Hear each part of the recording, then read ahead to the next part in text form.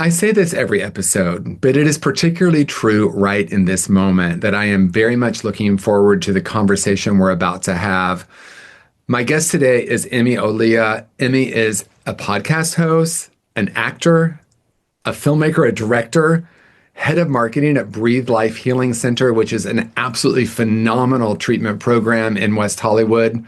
Welcome to the Element Q podcast. I'm your host, TJ Woodward, and I'm thrilled to have you join us for this empowering journey. Each week, we shine a light on the authors, thought leaders, therapists, coaches, and healers of all types who are making a difference in the LGBTQ plus community. Together, we honor those who came before us, the courageous and resilient trailblazers who stood for our rights and recognition. Their strength laid the foundation we stand on today. Here, we celebrate their legacy by diving into the stories, insights, and tools that inspire gentleness, healing, and transformation. So get ready to be uplifted and empowered. This is the Element Q podcast. I am so looking forward to a deep dive with you, Emmy. Welcome to the show. Thank you so much, TJ. Thank you for having me. I'm really excited and looking forward to our conversation. I am as well. And you and I really share a very similar experience early in life. And I thought we should just dive right in. And that early experience started in my own journey. Before there was homophobia, there was misogyny. Don't look like a girl, don't talk like a girl, don't act like a girl, don't throw like a girl. And I pretty early on started believing there was something wrong with me. So I went from this like effervescent in my case, effervescent little gay boy in Indiana in the 1970s to like being really afraid and shut down. And I know you have a similar journey. And so I'd like to kind of unpack shame and how shame has been a part of your life. I always wanted to share how it's been a part of my life. And then, of course, how did you and how do you heal that? But let's start with hearing a little bit of your story. Yeah, no, I'm happy to share my experience with that. Shame is a topic or something that I've carried with me through my adult life because of what I was told that I was supposed to be and what I was not supposed to be.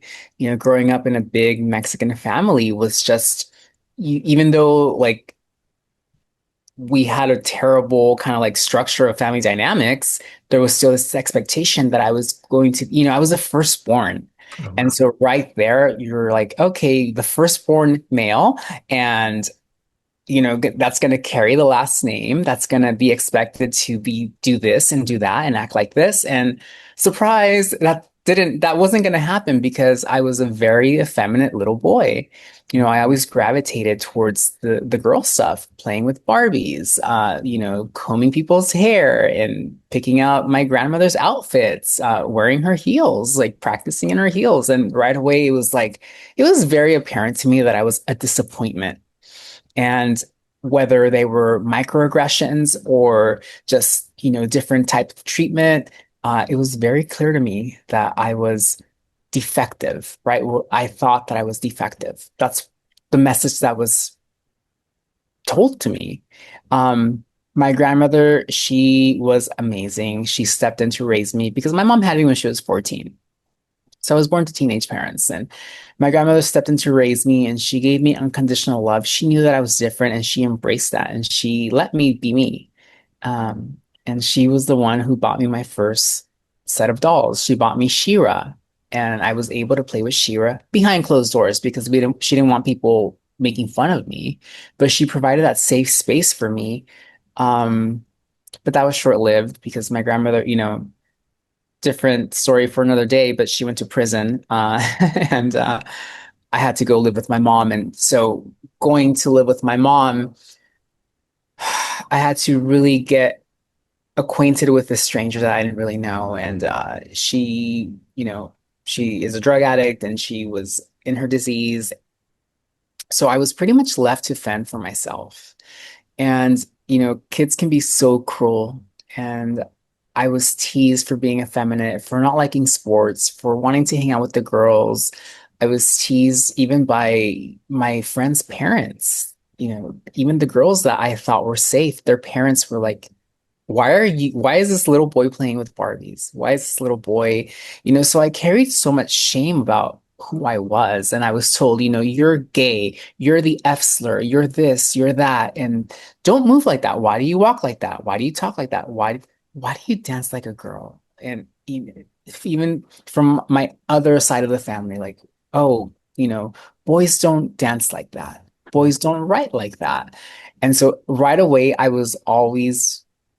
knew that I was a disappointment to everyone. That's the message that I received. So Wow.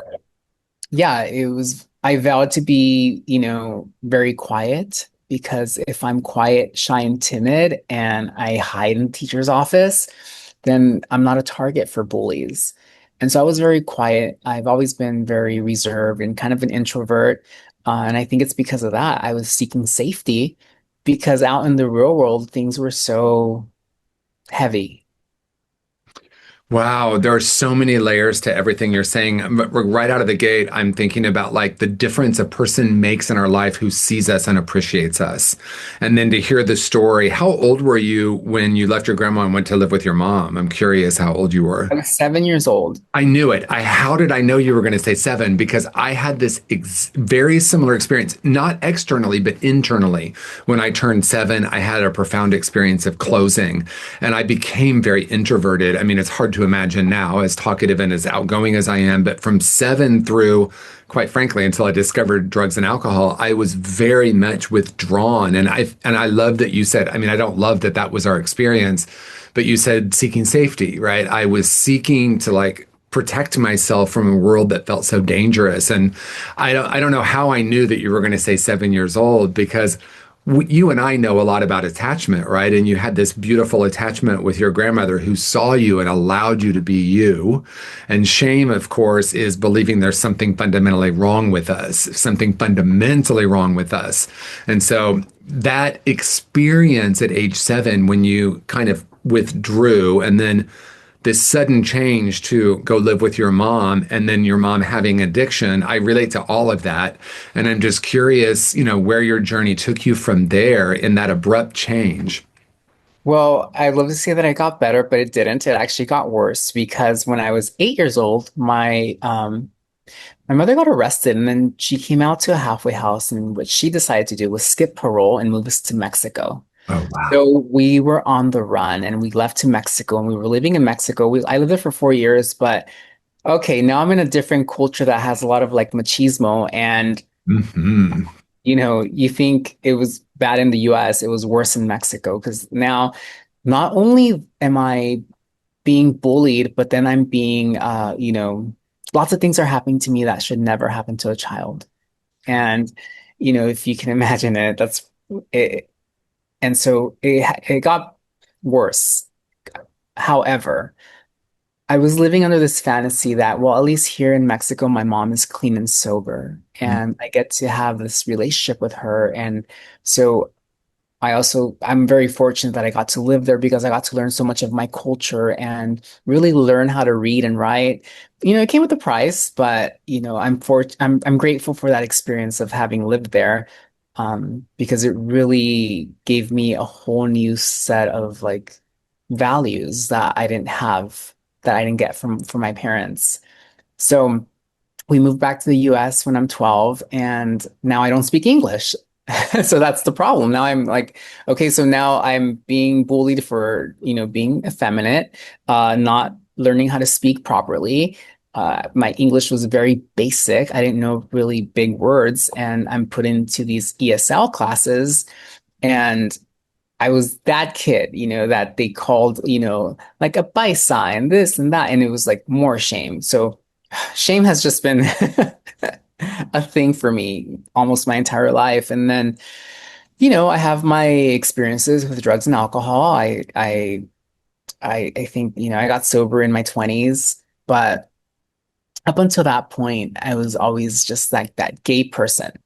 And, I that feeling of being someone's disappointment just stayed within me. Yeah.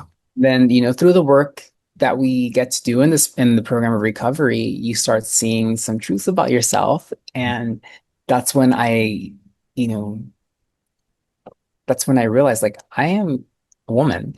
And this is why I'm having so many issues with this, with that. This is why these resentments are coming about. And so, okay, I came out as gay, then I come out as an alcoholic, and now I have to come out as a trans woman. Oh, I don't know if I can endure that. And this was all in recovery for you with coming out as trans. And was this something that you kind of always knew, but you were just starting to explore? I mean, for me, it's like, we take away the drugs and alcohol, which have been numbing all sorts of things, including our connection with our authentic self and being able to recognize, right? And one of the things I wanted to spend a couple moments on before we get to that story, which I'm so looking forward to hearing, is, and we call it today, we call it intersectionality. And that just means, not only are we a queer person, but we also have different cultural experiences. And for you moving from the US to Mexico and back to the US, not to mention addiction, and you mentioned the machismo of the culture. And I also really appreciate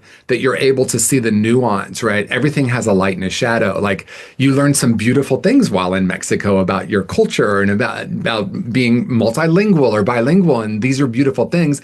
And of course, there's also a shadow. And when we're in these different groups, right, which we're not segmented into different parts, right? There's not my Latina part of me and my alcoholic part of me and my trans part of me.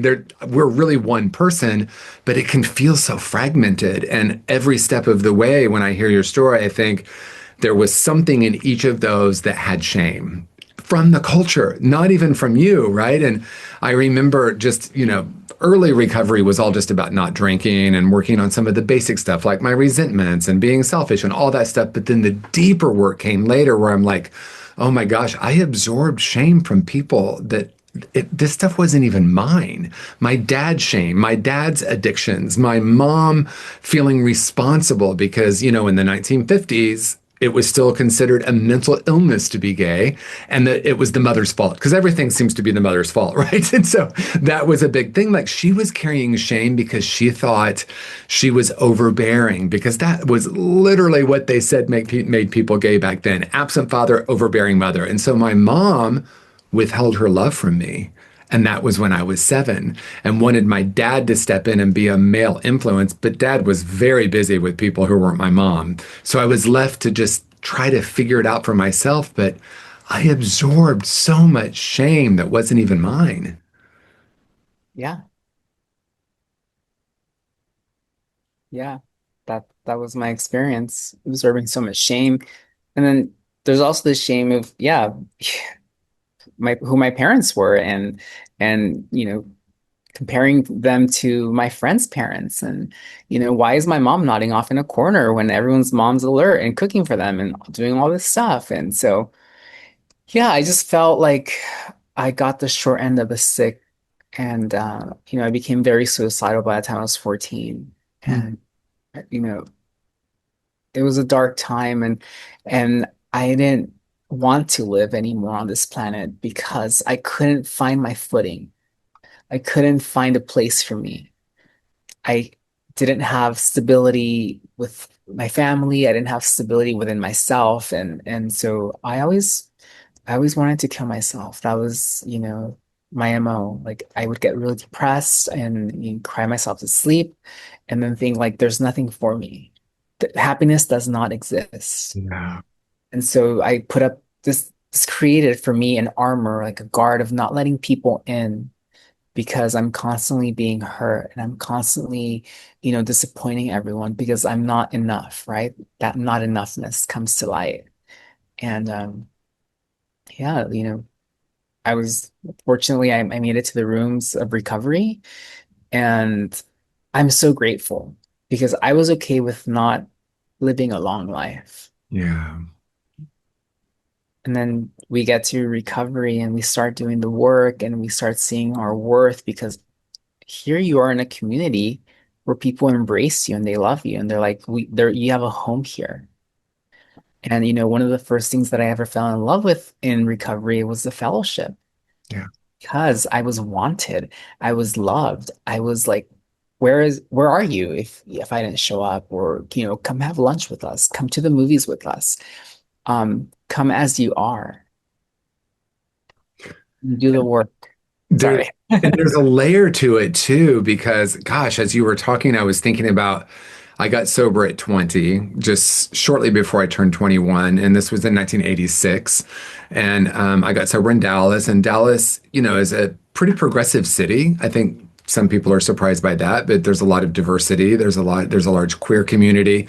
But the part of Dallas I was in was in the northern part, it was a suburb and it was not super progressive. And I was terrified, specifically of gay men. I mean, more terrified of straight men. I was just terrified of men. And a similar experience, I think, to you. Like, I always felt safe. I had all of these girlfriends, these girls who were friends, not girlfriends, to be clear, but girls who were friends. And that women were always the safe place for me. And so, like, kind of interestingly enough, the women in the program really saved me. They really held me. But I'm thinking of a story, and I don't know if I've ever told this story. I know I've never told it on the podcast, but I feel called to do it. And there was this guy. Of course, I will not say his name, but he drank every single night. But every single day he came back and he would say, my sobriety date is today. So he kept trying. And there was one other gay person, my friend Steve, and we would walk into a meeting and he would say, homosexuals are going to burn in the pool of fire. And he would start quoting Bible verses. And the reason I'm sharing this is they loved him the way he was, and they loved me the way I was. Like, people would say, come on, don't worry about him. But they would also love and accept him for where he was at in his journey. And there was something about people needed to be loving and accepting, even if they didn't want to be, because they needed to save their own life by being open, right? So the reason I'm saying that is I got to interact with people who seemed very different than I was. And I want to tell you, Emmy, this story because I think this is so beautiful. He finally got sober, started putting days together. And maybe when he was about 6 months sober, he said, "No, my sponsor said I need to talk to you." And I was honestly, my whole nervous system froze. And we, go into a room and he said, I can't believe I'm going to tell you this, but he told me my life depends on it. When I was drinking and using, I was selling my body to men. And the reason I have so much judgment about you is I'm trying to reconcile this for myself. And he said, as a Christian, but also as like a straight guy. And he said, I am so sorry I put so much hatred out to you. And then he said, my sponsor said, the way I'm going to make amends is the next time you speak at a gay meeting, I have to come and sit in the front row and raise my hand and share how much I appreciate you. And I think about that healing. Like I'm not, believe me, I'm not saying it felt good every time I walked into a meeting and he said I was going to burn in the pool of fire. But I also was able to kind of consider where he was at, right? And the reason I share that is I started thinking about all the men.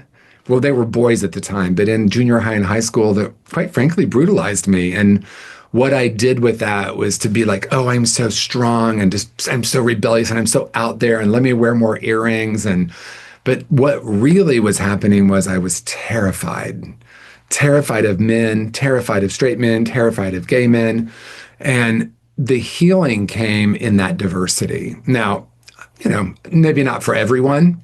Maybe people want to find their own, people that feel more similar. But there was something beautiful in being in that type of diversity for me in my early recovery. Thank you for sharing that. The power of recovery. Yeah. I want to hear more about your journey then if you're willing to share, getting in touch with being a trans woman and that journey of that next coming out for you. How long had you been sober? What were the circumstances? Yes, I was a year sober. So, we do work in the program and you're seeing things that are like clicking and with the guidance of, your mentor or, sponsor, you start things start to click. And because, I had really, I think, put away that thought that maybe I was a woman into like I filed it away as like to never revisit again because that just doesn't go in accordance to my family upbringing and my family, what they believe in, like, Catholicism. Like for me, I grew up like seeing how they would, make fun of people like that. And I'm like, is that me? And so, you know, again, I got sober young and I didn't get sober to live a miserable life. I got sober because I had another chance at life. And so it was something that I had to really dive deep in and you know, they tell us to thine own self be true. And I had to admit to my innermost self that this is who I am. And, there was a lot of fear. The year was 2008. I think 2000, it was 2009. And it was a very scary thing because I'm like for sure gonna lose my family. I'm Mm, for sure gonna lose my friends. I got sober in like the gay community in recovery, and I had heard how, some people talked about the trans women that were in the rooms, and mm, it wasn't nice. And so I had a lot of fear about that. And, because I remember one day there was this trans woman, and she would come around, and I said, "What is that girl's name?" And then one of my friends, he's gay, very, very flamboyant gay friend, and he's like, "Oh, girl, that's not a real woman." And mm. so for me, that was like, uh, how dare he say something like that? And so in my mind, it was like, that's what they're gonna say about me. Yeah. And so I had to really think about that. And I was like, you know what? Screw it. I'm gonna be my authentic self because what other people think about me, that's what you guys told me, right? What other people think about you is none of your business. Right. And so I had to apply that. And so I remember I went from one fellowship to a different fellowship because I was scared. And the other fellowship just embraced me and allowed me to like start my transition. E- I and then eventually like the word got out and my friends called me like, "Hey, can you come back to us? Like we don't care. Like we love you." And so I ended up coming back to that fellowship. And but yeah, no, I experienced, transphobia within like the gay community, and that was very painful Yeah. because I thought we were under the same umbrella. I thought we fought the same battles. I thought that, we were the same, and sometimes people made it feel like we weren't the same. It's so interesting, and I'm so grateful you're honestly have the courage to talk about it because I have experienced the same thing. And the way it showed up in my life is slightly different, but I realized that like let's talk about gay men. Hyper masculinity was like what was attractive.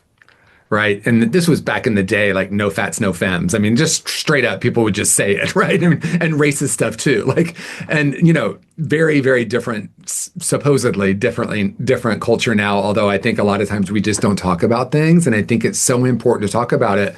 And so I wonder because sometimes and I'm going to try to be as open-hearted as possible. But when I talk to some gay men my age, there's this misogyny that shows up. It's like it shows up as transphobia, but some of it is misogyny. It's really interesting. It's almost like, well, it's probably not almost like it probably is like internalized fear of being perceived as overly effeminate. And that shame that gets like buried deep then becomes externalized. Like, oh girl, why are you acting like a girl? Right. And then like that statement, not a real woman. Like, what does that even mean, and where does that come from? And so I feel like we're in a time where there's such an opportunity to heal some of this, and we don't heal it if we don't talk about it, in my experience, right? I mean, the deeper individual healing is I need to come to terms with it and look what's in my own unconscious and subconscious. I mean, I grew up swimming in racist culture. Like, there's no other way to say it. Like, my grandfather was just overtly racist, and I loved him. I was in Indiana, it's the birthplace of the KKK. I mean, I grew up in that, and I thought, oh, I didn't absorb any of that because I was like fighting against it. And I realized part of that fighting against it was my unresolved stuff. And so being able to pause, because, people get defensive. Like, I think about, just to name it, like gay white men my age, like sometimes I hear them get really defensive about things. And like, I get that defensiveness, but I also want to invite people to take a look. Like, how am I perceiving people? Is there something for me to look at, not only in how I view others, but also how I view myself and how that gets externalized? And I think transphobia with gay men is a real thing. I'm not saying all of them, but it's a real thing. And I think I prefer to not fight that, but to name it so that we can start to heal it. And then how do we heal it? I think by first acknowledging that it's happening. So thank you for bringing that up. Yeah, I mean, that was my experience. And like times were so different in 2009, right? Even then, yeah. And I got sober in '07. I was a little over a year when I started very gradual. I started with hormones first. And, that takes some time to kind of kick in. And, there was always that fear of like, am I going to be good enough? Right? Because that's how you were measured back then. Like, are you going to be passable or not? Right, Like, right. and then so like I had that like in my head, like, oh my God, like what if this like it could either go really good or it can go really bad. I don't know. Like, but that was like I had to live in my authentic self and not have to worry about those external superficial things that people were telling me, you know? And then I transitioned and people were like, well, you're not going to be, you're going to lose so much as if you transition. Mm. What do you mean? Like, yeah, like men have it easier. And so so not only are you going to be a woman, but you're going to be a trans woman, and so add another layer of like another hurdle, another obstacle. And I'm like, well, you know what? I just have to do it. Yeah, And so it started very simple with like, okay, well, start with the hormones. And then like there was like some eyeliner added here. And then like, oh, like let me buy some girl jeans. And then like I started developing breast tissue. And it's like, okay, now it's like, okay. And now it's like, okay, now it's time to come out because now you're going from like back then, like I remember people would tell me like, you're a part-timer. Right? That's what they would tell me. And then it was like, okay, I'm ready to like, change my name. I'm ready to like yeah, change my documents. I'm ready to like come out to the world, you know? And so I did, and it was scary. And my first thought was like, I'm gonna lose my family that I just got back in sobriety. yeah, And I remember making that trip to my grandmother's house and it was the grandmother who had been like not so loving about like my feminism, not my accepting grandmother, but yeah. my other. And I remember telling her, I was like, hey, I'm gonna become a woman. And she was with them, and she's like, in the most vulgar way, she said, are you gonna get tits? That was her answer. Wow. And I said, probably. She's like, okay. And I was like, what? I was like, that's it? You don't care? The thing is, I had already put my family through the ringer in my addiction, in my drinking, Yeah. right? Because I am a nasty, terrible, dirty alcoholic that just, gets lost in motels for days and gets lost and or ends up in jail or whatever. And so by that, they knew that I was sober now, and they're like, we don't care as long as like you don't put us through that anymore. Mm. That was their answer. So the internal work, because there's that, which I'm so happy to hear that that went maybe better than you expected, right, in terms of your Yeah. family. And then there's the internal work, which for all of us, the shame is we work with shame very differently than we do either acceptance, external acceptance, or even like, I think about the amends process in many recovery circles, and it's such a great thing because it can rebuild relationships, but it also sometimes doesn't actually do the deeper healing of the shame. It kind of works on the guilt. I remember I made amends to my dad, and I was hoping he would kind of own his side of the street, and he did not, or at least in my memory, and it brought on even more shame. And there's nothing inherently wrong with that. People were saying don't expect them to, meet you, but when they do, that's a beautiful thing. But that doesn't really. It's even then. It's like there's still this sense of brokenness, and as we're kind of moving a little bit toward the end of our conversation, although I could talk with you for hours, I would love to hear what that healing has looked like. And then, we'll save some time to talk about the work that you do too, because I really want to hear about your film. I know it's the story of your life, and I don't know anything about it other than little pieces I've seen. So let's talk about the healing. What did that look like for you, or what does it look like for you? So when I moved to, I went back to school and then I got accepted to Cal Poly. And so when I moved to Cal Poly, I already presented like this. And so I get to school and I'm living on campus with these, cis women, and I'm nervous and I'm scared and I'm like every day walking on eggshells because I didn't come with a sign that says I am a trans woman, right? I didn't come like kind of like advertising that.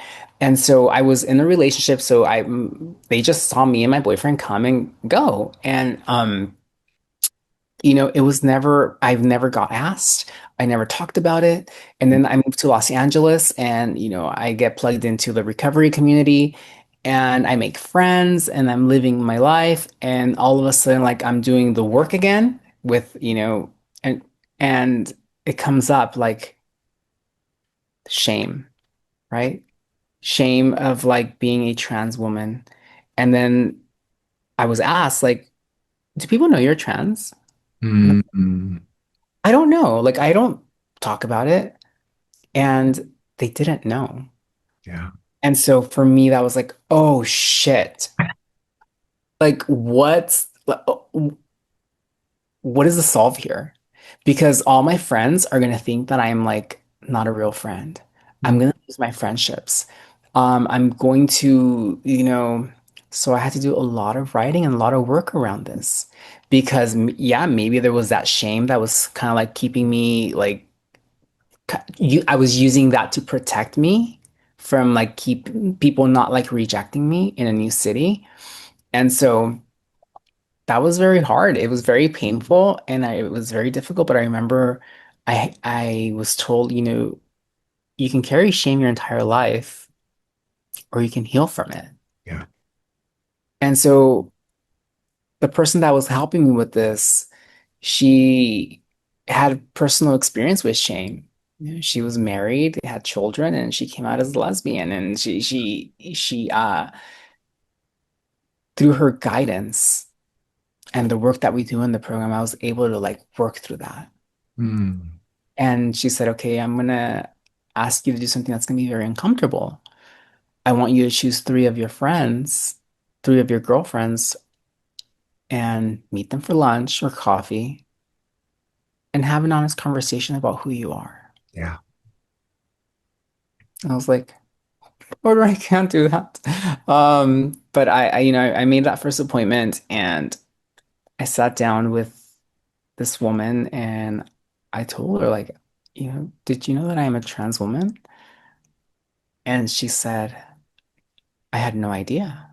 Mm, She's like, but what difference does it make? I don't care. And I was like, okay. So that level of willingness of me to like have this conversation with her allowed me to have more willingness to have a conversation with the other person. yeah. And then it was the other person. It was kind of like a domino effect. And then it was like, okay, now when I share in my recovery program, I can start talking about that. It Mm, wasn't an overnight thing. It was gradual, but it was first like, I remember the first time that I talked about being trans in my recovery program, I was sweating and I was just so nervous because there were people that I had known for years sitting across from me, listening to me. And it was like, and when I said it, it was like, I could finally breathe. yeah. And nobody threw tomatoes at me. Nobody booed me off. Like, on the contrary. And then I got to see how beneficial it was for people who have trans experience who were in the audience. Yeah. And it's that giving back to your community. Yeah. That, okay, oh, how did I not think about this? How did I miss this? How did I almost miss this? Right? Well, and it's such a beautiful thing to imagine that someone hearing you might be going through something similar, or even someone who had some judgment that got to see their own judgment, or someone that just felt closer not only to you but to themselves when they see an act of courage, right? Because shame, as we know, the only way in my experience we heal shame is through vulnerability, transparency, and authenticity. Guilt is I believe I've done something wrong. Shame is I believe I am wrong. And I like what Brene Brown says about shame. It lives in secrecy, silence, and judgment. And that secrecy, silence, and judgment I thought was out there because, of course, it was earlier in my life. But then that became my operating system. And I was the one with the secrecy, silence, and judgment.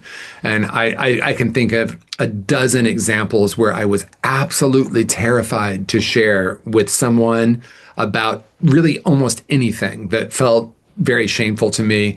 And I discovered, the cliche is I think they're not really thinking about me as much as I think they are, but that can almost be dismissive because the truth is it's my own shame that needed to be worked with. It's not really about, because I love that you were so well received, but even if I'm not, I still get the relief, right? I still get the relief of being authentic and transparent and vulnerable. And I think that's in its purest form, that's what recovery is, whether it's, 12-step recovery, refuge recovery, treatment, therapy, a spiritual community, it doesn't really matter if there's a place for us to be authentic and to really share from our authentic self. I'd love to hear, we're now like at time for closing. So I'd love to hear if you're willing to share about your film and a little bit about your work. I have so much respect for Breathe Life Healing Center, sent so many clients there over the year, but I'd love to hear about both of those. Yeah, no, I mean, let's see. So in the pandemic, I was very fortunate that someone came to me with a podcast deal, and they said we'd love because I wrote a memoir that I haven't published. And Mm. so when I was collecting testimonials, this landed in the hands of a friend of mine who had just like been part of this podcast partnership, and he called me. He's like, "Hey, Emmy, we'd love to do a podcast series with you. It's about your life and specifically as it pertains to dating because your dating stories here are so like colorful and Yeah. interesting." I was like, and so it started kind of like a one season series, and then iHeart got in the mix, and as part of that umbrella, and it did so well, like it was nominated for a Webby Award, so they renewed me for a second season, and then the season two was about like my family dynamics because it was conversations with my mom, who I had a very like interesting relationship with, and then she got sober and all this, so season two is about that, and season three is about my recovery journey. It's told in 12 steps. So I have 3 seasons of my podcast, Crumbs. But with that, I wanted to do something very special. Um, all of my earnings for season three, I invested them into a short film that I wrote. And the short film is fiction, but there are stories of my personal dating life in there. So it's about a trans woman who escapes a violent assault in Texas and she moves to Los Angeles to start a new life. And this person is a love addict, so she starts dating and she goes through this really terrible, terrible situations. And those are some of like my own personal like experiences in dating as a trans woman that I've talked about in season one of the podcast that I brought into like the story, the film. And so we it's a story about resilience. It's a story about like learning how to love yourself, right? Because if you're not complete, you're unable to bring anything to the table, and that's what the movie is about. And it's really, it's it's it's a love note to the trans community. It really is. And so I'm really excited about my short film. It's called Be My Baby Now. We're in post-production right now. It's being submitted to festivals, and it's exciting. It really is. I wrote it, I co-directed it, I starred in it, and I'm really like excited for you to watch it, Yeah. and I can't wait to share it with the world. Um, and also like the work that I do at Breathe is just so magical. Like I get to be part of a an organization that the majority of our demographic is the queer community, and I get to be a part of that. We do such amazing work with, the trauma work that we do there, the chemsex, the LGBT like programming that we have. It feels really good. I was just sharing my story with the clients the other day, and it's a beautiful thing, right? Because I was told you can't keep it unless you give it away. And so I try to live by that. And the value of identification is so valuable in the rooms of recovery that, this is why I say yes to things like this, right? Because I want to be able to give back to the community. And yeah, so I'm grateful for the invitation. Wow. Well, Emmy, all of your full bio and everything will be in the show notes. But I just want to say, on a personal note, I feel so moved by our time together, and my heart just feels so open. I'm truly grateful. I'm truly grateful for your authenticity, for your vulnerability, and for not only your willingness to say yes, but your willingness to bring your full self into this conversation. I just love you, and I love this. I've loved our time together. So I just want to say thank you. And to everyone who's watching or listening, I know this is an episode you want to share with someone in your life who you know will benefit, which is really everyone, right? Because the commonality of the human experience is what I've experienced with you in the last 30 minutes. So, Emmy, thank you. Thank you for who you are in the world. Thank you for being courageously you. And I love it. So, Thank thank you, you. everyone. Like, share, subscribe. You know what to do. Peace and blessings, everyone. Thank you. Thank you for joining us for this episode of the Element Q podcast. It's an honor to walk this path of healing and transformation with you. Remember, the courage and resilience of those who came before us live on in each of us. Let's continue to carry their legacy forward as we support one another in creating a world filled with love, gentleness, and empowerment. If you enjoyed today's conversation, please subscribe, leave a review, and share this podcast with someone who needs to hear it. Together, we're building a brighter future, one story at a time. Until next time, I'm TJ Woodward, and this has been the Element Q podcast.